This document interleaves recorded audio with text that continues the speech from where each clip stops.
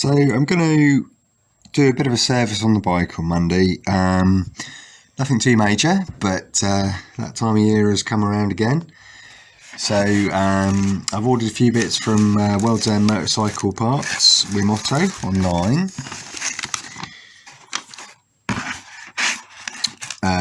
So got myself a high flow air filter.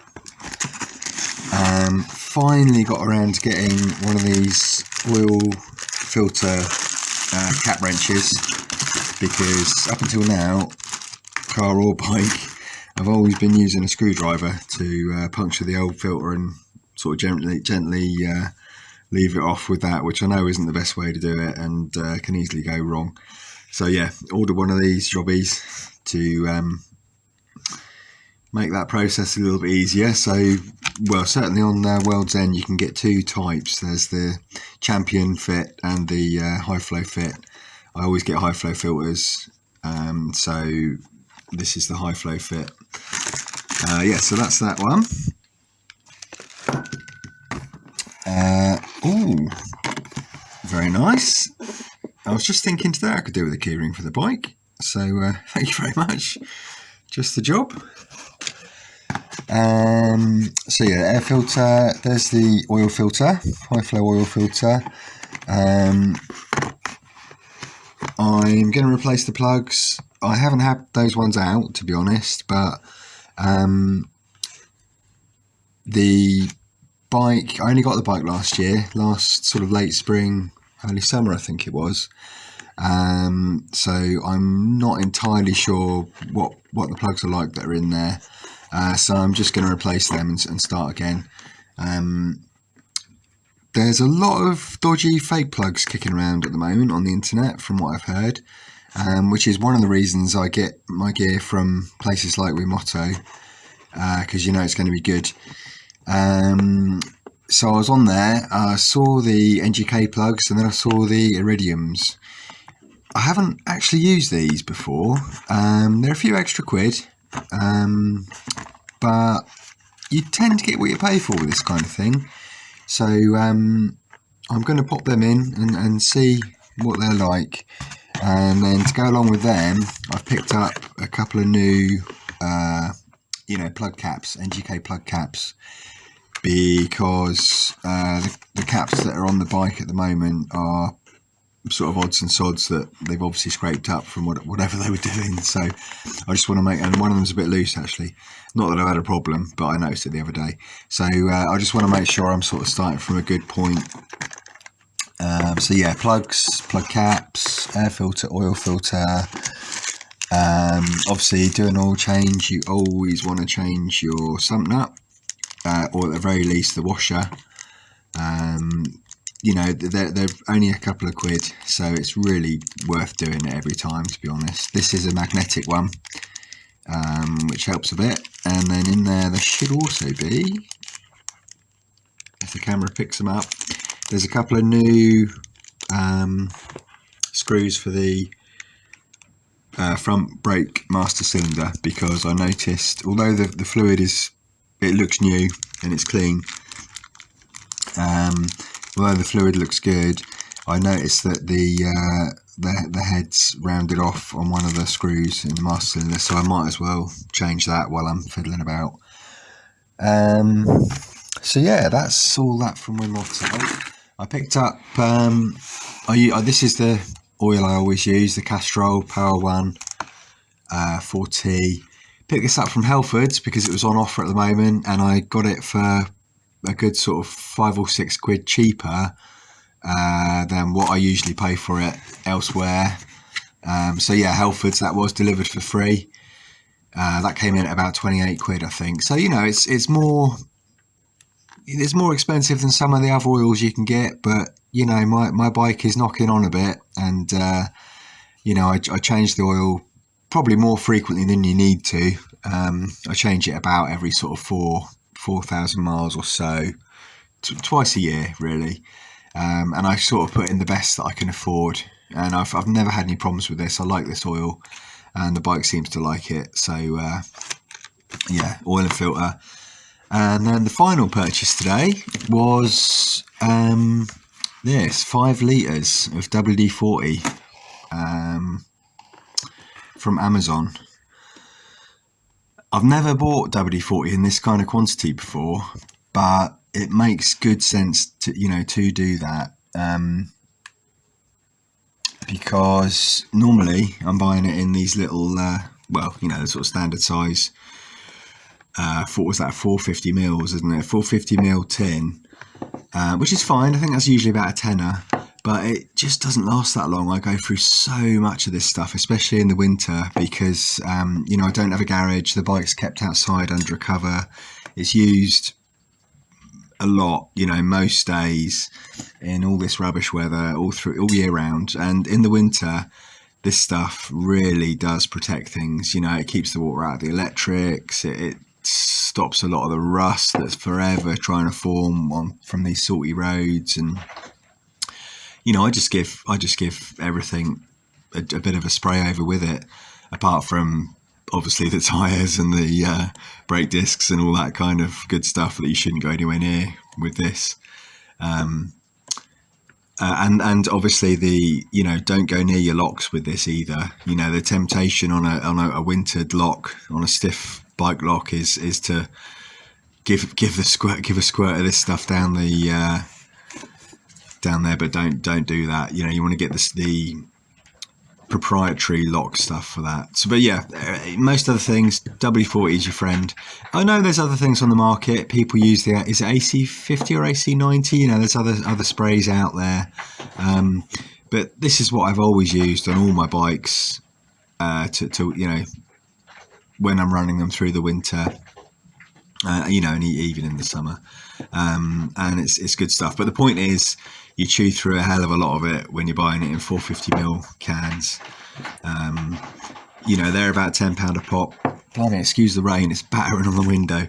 Yeah, they're about £10 a pop, and I got 5 litres for, was it about 30 quid. That's a 5 litre with a spray reusable sprayer as well. So that works out, you know, phenomenally cheaper. You'd be looking at about 110 quid buying them this way for the same amount that you get for 30 quid. So yeah, good stuff. So yeah, that's the gear. Oh, and a final note, spark plugs.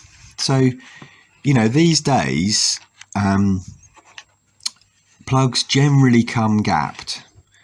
So, you know, you'll look up the plug for your vehicle, and you'll order the correct plug for your vehicle, and it should come gapped, but it's worth checking that. Now I still use, where is it? There it is. I still use the feeler gauge for that kind of thing, but I know that that's not necessarily the sort of most efficient way to be checking that. I can't get it out of one hand. I happen to have handily the correct page open. Yeah, you know, Haynes Manning advises you to use the wire type to check that. Yeah, I've just made note of my plug gaps there, but yeah, I use the feeler gauge. But you know, like I say, the plugs these days, they should come with the correct gap in them already. But if you're going to the trouble of changing the plugs, or even if you're cleaning up your old ones, if you think they're good enough, if you're going to all that trouble, it's worth just taking a few moments just to check the gap on the electrode on your plugs. But yeah, so bit of a service. Probably do that on Monday, because I'm off to Kempton Park Auto Jumble tomorrow. Got a few bits to do the following day, the Sunday. And then I think Monday's meant to be dry. It's wet for the next couple of weeks, but I think Monday's dry. And of course, not having a garage, I have to work around the weather when I'm doing this sort of thing on the bike a bit. So yeah, I'll do another video of the service on Monday, and we'll see where we get to. Catch you soon.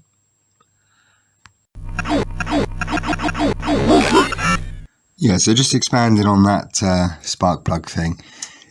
So yeah, I said earlier, you know, that the recommendation is to use the wire type, you know, gauge to check your plug gap. But I always use this feeler way, because feeler gauge way, because that's what I've always had and that's what I've got.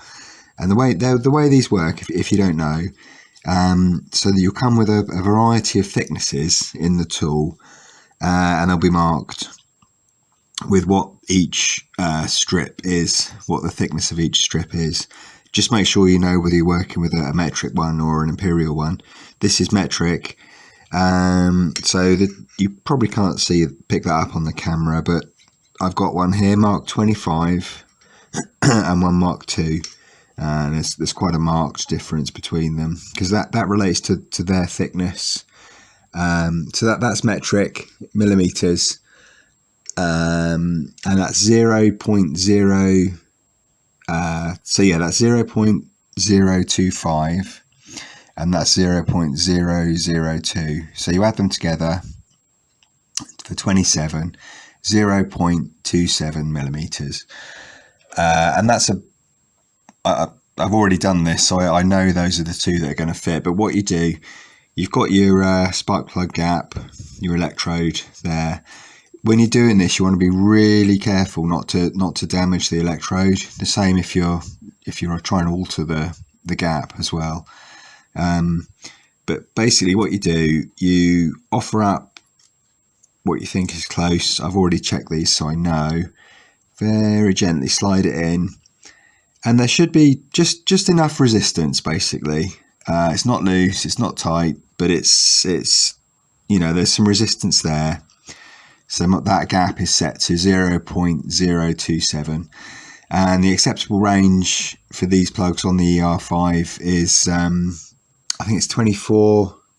I've got it written down on them. Yeah, 24 to 28. So 0.024 to 0.028. So these are 0.027, you know, so that's fine for a gap. Yeah, I mentioned earlier about the plugs. You know, just be careful that you're buying, you're getting what you're paying for, basically, because there's a lot of fake plugs out there that'll just break down. You know, they won't stay the course. You're not getting what you think you're getting. You want to make sure you're getting genuine plugs. You know, these are from Wimodo, so I know they're good. And these are the iridiums, so that they should be even better than your standard NGKs. You know, some people might say that's overkill for an ER5, but, you know, I've always sort of believed in getting the best parts that I can afford at the time, because, you know, it's not a brand new bike, but I use it a lot, and I need to be able to rely on it. You know, I did a lot of motorway distance and that kind of thing. So, you know, anything I can do like this, and it's the same with the oil, belt and braces, basically. You know, I think it's worth spending a few extra quid to get the extra miles, you know. But anyhow, yeah, that's a bit more about that. And yeah, as I say, I'll get into that service on Monday, weather allowing, and it's teaching you to suck eggs, a lot of that stuff, or, you know, oil changes, filter changes, plug changes, but I'll film it anyway. Obviously I have to take the tank off for some of it, so that might be interesting to someone. So yeah, I'll give that a film, and catch you later.